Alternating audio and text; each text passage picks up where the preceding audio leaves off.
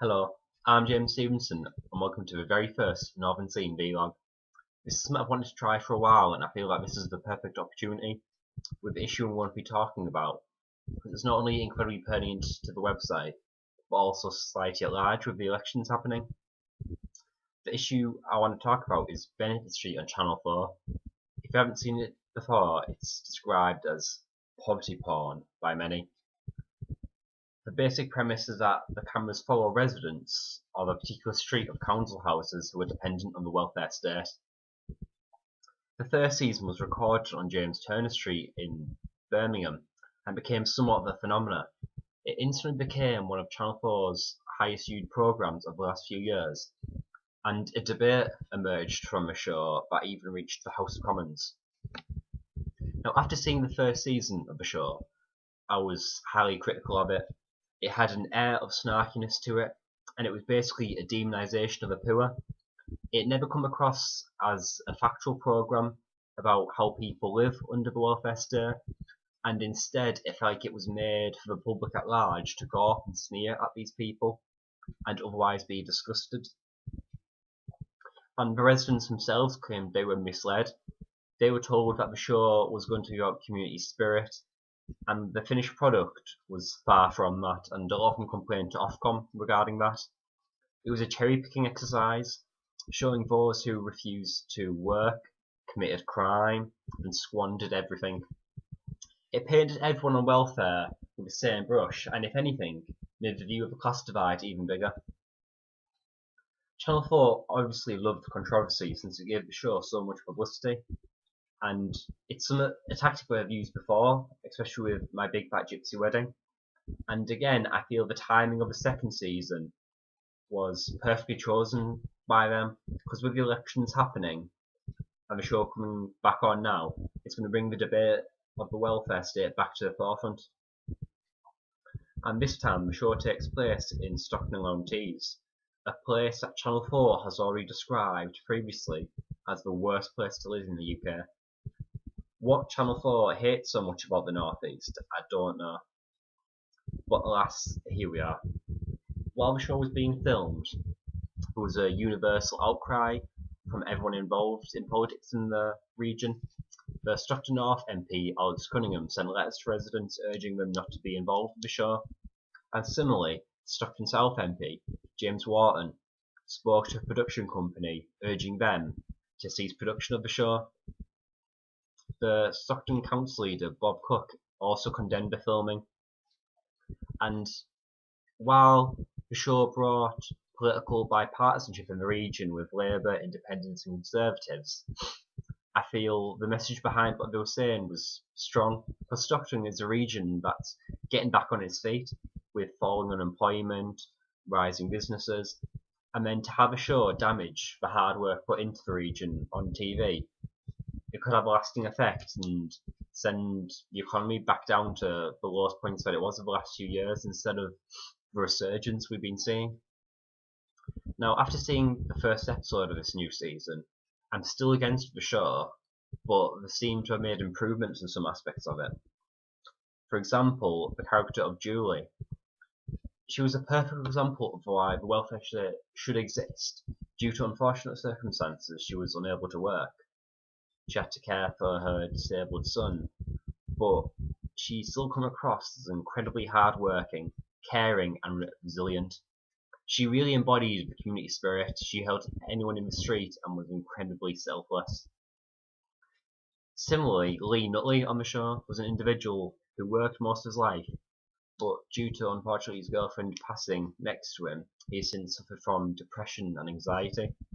He can no longer work, but these are examples of people we need to see, the people the welfare state should be protecting.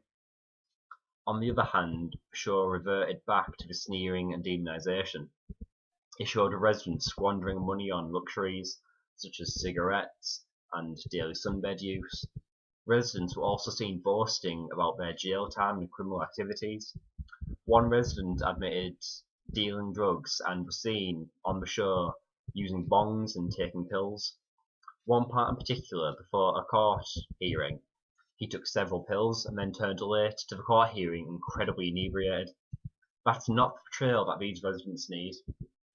Seeing extreme cases like that leaves a bad portrayal for everyone else watching it. It leaves a bad taste. And on welfare state in general, and it just cuts further adrift the people on the welfare from everyone else in society, since they now have this bad portrayal against them. Similarly, the second season has seemed to care more about itself rather than the resident situations. It was incredibly self-absorbed and spent the majority of the time looking at the controversy it was causing itself. The show went on to show that when the press caught wind of the filming on Kingston Road, they turned up. Now, on Benefit Street, the press were portrayed as ignorant and the negative influence in the community, and how Benefit Street itself was aiding the community, and the residents themselves bought into that, so they forced the press off the street and happily welcomed the Benefit Street filming crews into their lives. The press condemned nearly universally the first season of the show, so this is Benefit Street going on the attack against them, trying to force them off. And then the controversy again helped Channel 4, so it was always in their best interests. And again, when Alex Crum arrived on the street, he does so with a film crew. And now the show states that he's never been on the street before, and it makes it appear that his first appearance on the street with the film crew is to garner publicity for himself for the upcoming elections. Now, I believe the show's intentions were to shut up the opposition. They did raise a good point that this area's MP had never been on the street before, yet in the run-up to the election, he turned up with a film crew, knowing the publicity he would receive. It does show the wide issue that some of these places do get ignored by the government, and even the local government to an extent. I think the show itself has improved a lot from the first season, and especially with the appearances of Julie and Lee, but it's still showing a lot of the negative aspects of the lifestyles, and those images are generally more overpowering and leave a bad taste. Stockton really doesn't need this bad attention, and myself as a resident of Stockton can tell you that it's a really diverse place with some economically abundant areas and some economically depraved areas, but nevertheless we don't see the area negatively, but people at large will now see Stockton-on-Tees as a whole based on Kingston Road.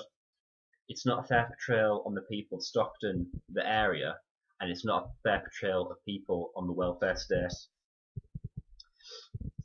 Benefit Street is very much Channel 4 being self-obsessed.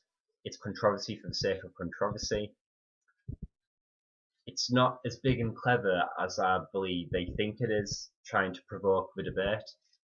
The debate is coming from the lack of decency in the show, rather than showing what the debate should be on welfare. We're talking about, how disgusting that was, or how depraved that lifestyle is. But instead, we should be talking about we need the welfare state to protect people like Julie. I think that about covers my thoughts on the show, but there's 4 more episodes left this season, so there's still plenty to come. So let me know what you think about Benefit Street in the comments below, and keep checking back to northernscene.co.uk for more coverage on Benefit Street. Thank you.